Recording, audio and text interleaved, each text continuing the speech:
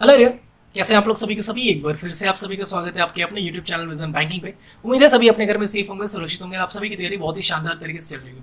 IPS clerk preliminary examination 2023 दो दिन के पेपर कंप्लीट हो चुके हैं, 26 और 27 ऑफ अगस्त के, और टोटल 8 शिफ्ट के पेपर कंप्लीट हो चुके हैं।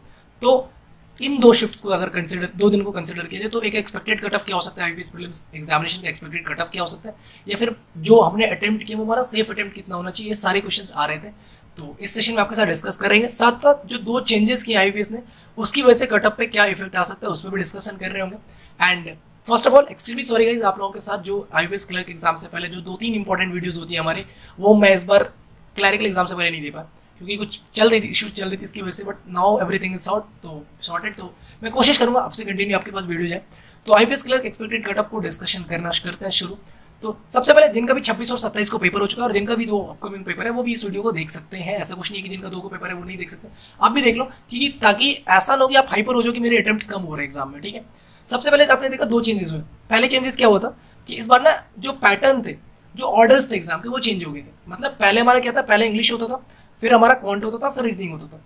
इस बार एग्जामिनर ने क्या, पहले रीजनिंग दिया, फिर क्वेश्चन, फिर क्वांट दिया हमारा, फिर इंग्लिश आया। पहली चेंज ये थी। दूसरी चेंज क्या थी कि ड्यूअल लैंग्वेज में आपको पेपर देखने को मिल रहा था। जैसे आप आरआरबी में हमेशा देखते हो कि आपका एक तो इंग्लिश फिक्स्ड होता है, दूसरा आपका जो भी लोकल लैंग्वेज होती है उस पर्टिकुलर स्टेट का, उस लैंग्वेज में आपको क्वेश्चन दिखाता है। तो इस बार आईबीपीएस ने पहली बार ये चीज इंप्लीमेंट करी है। तो इससे क्या हुआ, नंबर ऑफ अटेम्प्ट्स जो थे बच्चों के कम हुए। अब जब मैं बोल रहा हूँ कि नंबर ऑफ अटेम्प्ट्स बच्चों के कम हुए, तो आप सभी पूछोगे भैया बहुत सारे पोल्स में हमने देखे हैं कि बच्चे 90 प्लस भी अटेम्प्ट करके आए, 85, 80, 90 के बीच में बहुत सारे बच्चे अटेम्प्ट करके आए। फिर ऐसे कैसे थे, आप ना अगर आपके कोई नोन में हो जो 90 प्लस अटेम्प्ट करके आए हो तो उनसे एक बार पूछना, या 80-90 के बीच में अटेम्प्ट करके आओ, उनसे आपसे पूछना कि भैया आप जब मॉक टेस्ट अटेम्प्ट कर रहे थे ना, या फिर आप प्रैक्टिस कर रहे थे, तो आपके कितने अटेम्प्ट हो रहे थे। दे विल टेल यू कि जो मॉक टेस्ट है जब मैं प्रैक्टिस कर रहा था उससे मेरे 6-7 क्वेश्चन डेफिनेटली कम हुए। क्योंकि अगर किसी भी क्वेश्चन का, अगर मैं क्वांट और रीजनिंग की बात करूँ, तो किसी भी क्वेश्चन का अगर आपका आंसर डी या ई आ रहा था ना, तो आपको बार बार स्क्रॉल करना पड़ रहा था। हर क्वेश्चन में अगर डी और ई आंसर है तो आपको स्क्रॉल करना मैंडेटरी था। किस्मत अच्छी है ए बी में आंसर दिख गया तो फिर आपको स्क्रॉल नहीं करना पड़ रहा था, अनलेस अगर डी और ये जा रहा था तो आपको स्क्रॉल करना पड़ रहा था। और इसकी वजह से आपके 5 से 6 क्वेश्चन ऑन एन एवरेज में अगर किसी बच्चे का पिक करो तो वो कम हुए हैं। ठीक है, तो इससे इंपैक्ट हो सकता है कि कट ऑफ कम जाए। कितना कट ऑफ है, एक अप्रॉक्स डेटा भी लेके आऊँ आपके साथ, वो भी दिखा रहा हूँ। डिफरेंट पोल्स को कंसिडर करके लाया गया। प्लस दूसरा जो चेंज था वो ऑर्डर का चेंज था। ये पहली बार आईपीएस ने किया। लास्ट ईयर जिन्होंने भी पेपर दिया होगा एसबीआई क्लर्क का, उन्होंने देखा होगा कि सिमिलर पैटर्न पे था, रीजनिंग क्वांट और इंग्लिश के साथ है, या क्वांट रीजनिंग इंग्लिश के साथ है, यही पैटर्न कुछ था। मतलब यही दोनों को मेरे को एग्जैक्ट नहीं याद है, बट शफल यही था। इंग्लिश सबसे लास्ट में था। इसमें प्रॉब्लम किसको है, मतलब जिनके लिए आसान हो गई है, जिनका भी इंग्लिश वीक था ना उनके लिए बहुत ईजी पेपर बन गया ये। और जिनका इंग्लिश पहले से ही अच्छा था उनको तो कोई फर्क नहीं पड़ रहा, वो रीजनिंग बनाए, क्वांट बनाए, इंग्लिश बनाए, उनको कोई फर्क नहीं पड़ रहा था।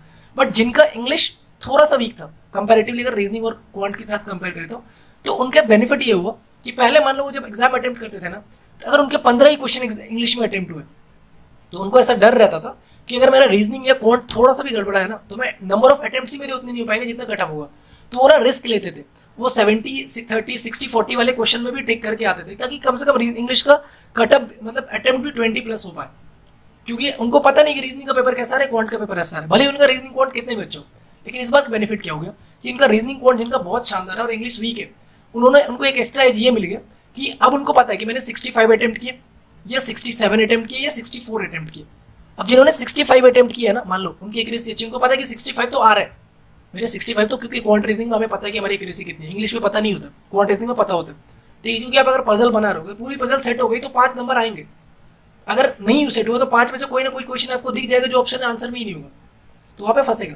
तो अगर जिनका 65 अटेम्प्ट हो रहा है ना, तो वो रिस्क नहीं लेगा इस बार। अगर उसके इंग्लिश में 15 अटेम्प्ट ही हो रहा है ना, तो 15 अटेम्प्ट के साथ 100% एक्यूरेसी के साथ जाएगा। मतलब वो 80 क्वेश्चन के साथ ही एग्जाम में जाएगा। पिछली बार क्या होता और इससे पहले क्या होता कि वो 70-30 60-40 का ले रहा था।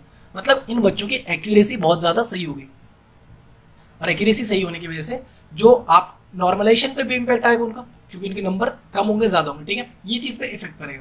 अब एक और चीज है कि कुछ शिफ्ट आपने देखा कि बहुत ज्यादा कॉम्प्लिकेटेड थे, मतलब जिनमें आप देख रहे थे सिंप्लीफिकेशन जो 2-2.5 मिनट का होता है कि हम क्लैरिकल में बना दें, वो 4 मिनट 5 मिनट तक लग रहे थे, फिर भी पूरे क्वेश्चन सॉल्व नहीं हो रहे थे। तो नॉर्मलाइजेशन का 2 ट्रेंड होता है, या तो जिनका शिफ्ट ज्यादा डिफिकल्ट था उनके नंबर बढ़ा के इजी वाले शिफ्ट तक ले जाए, या फिर जिनका शिफ्ट बहुत इजी था उनका नंबर कम करके डिफिकल्ट वाले तक ले जाए। तो अगर जिनका डिफिकल्ट शिफ्ट था उनको ज़्यादा ले जाएगा तो कट ऑफ ऑलमोस्ट बराबर के आसपास देखने को मिलेगा। अगर इजी शिफ्ट को ड्रैग करके ले जाएगा डिफिकल्ट शिफ्ट तक तो आपका cut off definitely drastic change आपको देखने को मिल रहा होगा इस बार कट ऑफ पे, ठीक है। इवन मैंने तो कुछ देखा, कुछ 2-3 प्लेटफॉर्म पे देखे थे, वो तो ऐसे दिखा रहे थे कि मध्य प्रदेश हिंदी स्टेट है 67 कट ऑफ, 70 मतलब 75-76 के अंदर अंदर उन्होंने सारे कट ऑफ को लगा दिए। बट इतना भी कम नहीं जाएगा क्योंकि बच्चों ने अटेम्प्ट कम किए, बट इतने भी कम नहीं किए कि 70 हो सकता है, पॉसिबिलिटी कुछ भी हो सकता है, बट मेरे को नहीं लगता उतना नीचे जाएगा, ठीक है। अभी स्टेट वाइज देख लेते हैं कि कट ऑफ में क्या क्या होने वाला है। वैकेंसीज को सारी चीज़ों को ध्यान में रखते किया गया, जो पोल्स के अकॉर्डिंग ही डेटा मिला है। और एक और चीज़, हाँ, ये जितनी भी आप वैल्यूज देख रहे हो वो सारी की सारी पोल के अकॉर्डिंग डेटा होती है, ठीक है। तो आप +-2 या 2 रख सकते हो क्योंकि +-2 काफ़ी होगा। क्लरिकल पेपर है, स्टेट वाइज वैरी करेगा, जो क्योंकि आप पोल जब देखते हो ना तो पीओ एग्जाम में क्या होता है कि पोल जब आता है तो सारे बच्चों का पोल नंबर ऑफ अटेम्प्ट्स पे डिपेंड होता है, बट यहाँ पे नंबर ऑफ अटेम्प्ट्स के साथ साथ क्योंकि इसका किस स्टेट में कितना अटेम्प्ट है उस पर भी डिपेंड होगा, तो आप +-2 करके चल सकते हो। आंध्र प्रदेश 75 मतलब 73 to 77 आप कंसिडर करो। असम 77 मैंने रखा मतलब 75 to 79 जा सकता है। बिहार 81 मतलब 79 to 83 आपका कट ऑफ कंसिडर होगा। छत्तीसगढ़ 79 +-2 आपको हर में रखना है। और ये सारा का सारा जो मैं आपको स्कोर दिखा रहा हूँ ये अनरिजर्व कैटेगरी का है, क्योंकि पोल में फिर से वही बात पता नहीं चलती अनरिजर्व कौन है, ईडब्ल्यूएस कौन है, तो एक अनरिजर्व का इसलिए कंसिडर करो क्योंकि मैक्सिमम उसी का जाता है, उससे ज़्यादा तो किसी का नहीं जाता ना, तो इसीलिए हम अपन कंसिडर करें। गुजरात का 78, हरियाणा की बात करूँ तो 80, हिमाचल प्रदेश 82, जम्मू एंड कश्मीर 66। मेरे को ये थोड़ा सा डाउट लग रहा है क्योंकि मैंने इसे बहुत नेग्लिजिबल बच्चे और इसमें वैकेंसी कम हुई है, तो इसको ना थोड़ा सा मैं स्टार मार्क करके डाउट पे रखना, क्योंकि इतना कटअप मेरे को भी नहीं लगता जाएगा, क्योंकि बच्चों का जो अटेम्प्ट दिख रहा है वो 70-75 पे दिख रहा, इसलिए मैंने इसको 66 पे कंसिडर किया, ठीक है। झारखंड 81, कर्नाटका 77, केरला 81, मध्य प्रदेश 79, महाराष्ट्र 74, मणिपुर 64, उड़ीसा 85, पंजाब 82, राजस्थान 81, तमिलनाडु 78, तेलंगाना 75, उत्तर प्रदेश 81, उत्तराखंड 85, वेस्ट बंगाल 83 और दिल्ली का मैंने देखा कि 80 जा रहा था। ये आप कंसिडर मत करना, ठीक है। इसको थोड़ा सा इसमें मेरे को एक बार रीचेक करना पड़ेगा क्योंकि ये डेटा पूरा सही नहीं होगा, मेरे को पता है, ठीक है। तो 80 आप दिल्ली का कंसिडर करो, 80 मतलब 78 to 82। तो बेसिकली सीधा सा कहने का मतलब है कि किसी भी स्टूडेंट का, अगर आपने किसी भी स्टेट की बात करें, तो अगर आपने 75+ अटेम्प्ट किए हैं और आपको अपनी एक्यूरेसी पे भरोसा है, आपको अपनी एक्यूरेसी पे किस पे भरोसा हो सकता है, आपको रीजनिंग पे भरोसा हो सकता है, आपको क्वांटिटी एप्टीट्यूड पे भरोसा हो सकता है, अगर आपको इंग्लिश पे भी है तो वेल एंड गुड, तब तो आप डेफिनेटली तैयारी कर लो।